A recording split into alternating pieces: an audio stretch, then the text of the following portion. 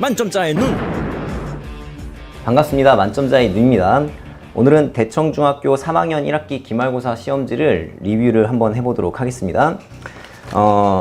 보통 이제 어머니들이나 학생들이 종종 물어요. 어느 학교가 가장 어려웠느냐 이런 얘기 하는데 저는 별로 부질없다고 생각을 합니다. 저희가 강남에 있는 그리고 서초에 있는 학교들까지 중학교들 전부 다 풀이를 하고 해설도 만들고 하지만 어느 학교든지 간에 한 3문제 정도는 변별력 있는 문제를 넣어 놓으세요. 그래서 학교별로 난이도를 따지는 건 별로 의미가 없다, 그렇게 말씀드리면서 자, 오늘 대청중학교 빨리 한번 리뷰 한번 해보도록 하겠습니다.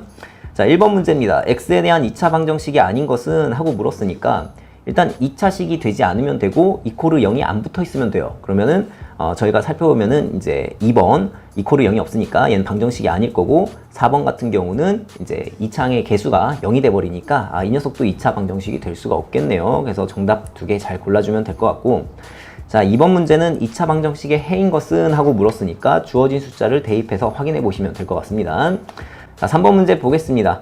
주어진 식이 불완전한 방정식이니까 풀어주신 다음에 온전한 2차 방정식으로 만들어서 방정식 풀이를 해서 근을 구하면 됩니다. 자, 4번 같은 경우는 중근이란 말이 나오니까 중근을 이용할 수 있도록 완전제곱식 바꿔갖고 개수들을 확인해 주면 될 것 같고, 자, 5번도 마찬가지입니다. 이것도 이제 완전제곱식으로 만들어서 근을 구하는 과정을 알고 있어야 되는데 다른 학교들 같았으면은 이제 증명 과정으로 건네줘서 문제를 풀게 하기도 합니다. 그래서 푸시면 된다. 넘어가겠습니다. 자, 6번입니다. 도형 문제가 같이 연관돼서 나왔는데 미지수를 잘 설정하면 돼요. 그래서 정사각형의 한 변의 길이를 3x라 놓게 되면은 우리가 이제 df를 x 그리고 fc 길이를 2x라 놓을 수 있고, 거기에 따라서 정사각형과 삼각형 넓이의 합이 2분의 5라 주어져 있으니까 각각의 넓이들을 표현을 해서 더해주면 되겠습니다. 그럼 2차 방정식이 만들어지니까 x값을 구할 수 있겠죠. 자, 7번 보겠습니다. 7번은 이제 유리수 해를 갖도록 하는 모든 자연수 q의 값의 합은 이렇게 물었으니까 일단 근과 계수의 관계를 쓸 수 있을 거고, 그 다음에 3q-9가 q가 자연수이기 때문에 3q-9는 정수가 나와요. 그래서 정수 조건의 부정방정식을 풀어주면 됩니다. 자, 8번 문제 보겠습니다. 8번 문제는 돈과 관련된 2차 방정식 활용 문제인데 이런 문제는 교과서에 항상 있으니까 표 만들어서 정확하게 식 세워서 풀어주시면 되겠습니다. 자, 9번 문제를 보게 되면 이거는 이제 원뿔대에 대한 이야기니까 원뿔대를 구하기 위한 부피를 구하기 위한 과정들을 알고 있어야 돼요. 그래서 그 과정에 맞게 식을 정확하게 세워주시면 문제를 풀 수 있을 거고, 자, 10번 같은 경우는 어느 학교에나 항상 나오는 문제죠. 그래서 가로 길이, 세로 길이 미지수로 잘 놓고, 그리고 지금 넓이에 대해서 주어지고 있으니까 그 넓이를 미지수로 표현을 하게 되면은 결국에는 연립방정식 풀라는 뜻입니다. 그래서 연립방정식 풀어주시면 되고, 자, 11번 문제 같은 경우는 뭐 y가 x에 대한 이차함수인 거 모두 골라라 라고 얘기하니까 주의해야 될 건 함수는 하나의 x값에 하나의 y값이 나온다는 거. 그래서 관계들을 여러분들이 좀 표현을 해서 나타내주면 되는데 1번 보면 넓이고 3번도 건넓이고 하니까 보통 이런 넓이들이 2차식입니다. 그래서 정답을 구해내는 건 어렵지 않았을 거다.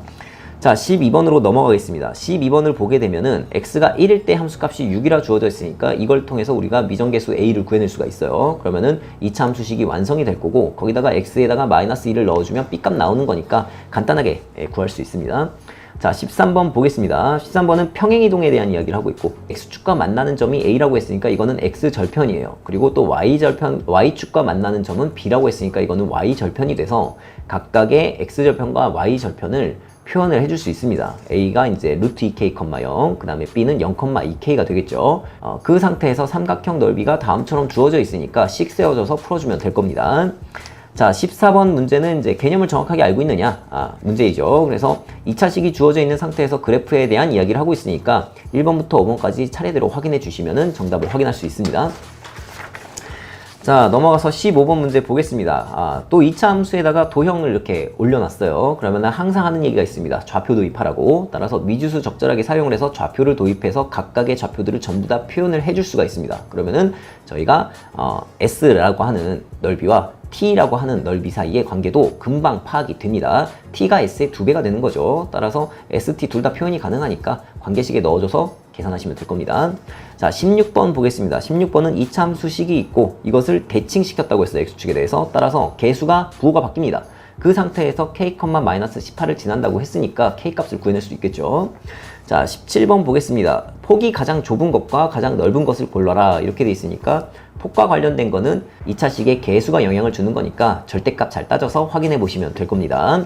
자, 18번도 개념 문제입니다. 2차 함수 식을 구체적으로 준 상태에서 옳은 걸 모두 골라라 하니까 이런 문제 풀려면 그림 그려놓고 판단하는 게 가장 확실합니다. 자, 넘어가겠습니다. 자, 19번 보겠습니다. 2차 함수 식을 주었는데 문자가 여러 개가 등장합니다. A, P, Q 세 문자가 등장하고 있어요. 그 와중에 두 점을 주었는데 이 두 점이 y좌표가 똑같습니다. 그러면은 저희가 대칭성을 이용할 수 있겠죠. 따라서 저희가 그 꼭지점의 좌표를 추론할 수가 있습니다. 그래서 꼭지점의 좌표가 이제 3,16이 나온다는 것을 구해내고 난 다음에 왜냐면 꼭지점이 3x 플러스 7을 지난다고 했으니까 저희가 꼭지점의 좌표를 완벽하게 구할 수 있습니다. 따라서 A, P, Q를 모두 구할 수 있겠죠. 자, 20번 넘어가겠습니다. 20번은 그림을 준 상태에서 개수들에 대한 부호를 좀 판단을 해줘야 돼요. 따라서 그림을 보고 있으면 A가 0보다 크고 또 B도 0보다 크고 C는 0보다 작다는 걸 알 수가 있습니다. 따라서 이걸 가지고 1번부터 5번까지 확인해 주시면 됩니다.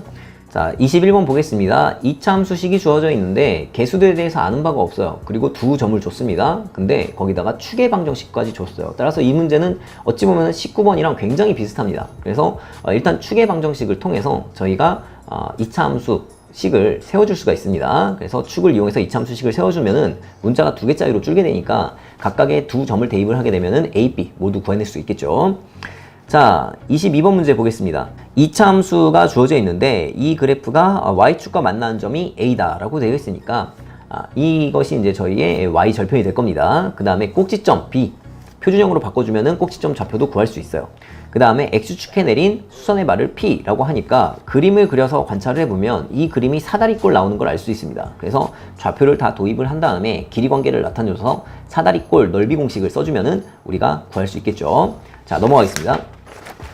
자, 23번 보겠습니다. 23번은 2학년 2학기 때 배웠던 확률 내용들을 좀 알고 있어야 돼요. 그래서 주사위 두 개를 동시에 던졌는데 그때 나오는 눈이 이 2차식의 개수가 됩니다. 그래서 꼭지점이 제 사사분면 위에 있을 확률을 구하라고 하니까 이것도 주어진 2차식을 표준형을 만들어 주게 되면은 이 점의 꼭지점의 좌표가 3,a 플러스 b-9가 됩니다. 그러면 이게 4사분면이 있으려면은 이 a 플러스 b-9라고 하는 녀석이 0보다 작아야 돼요. 한마디로 우리 부정부등식이 만들어지는 거죠.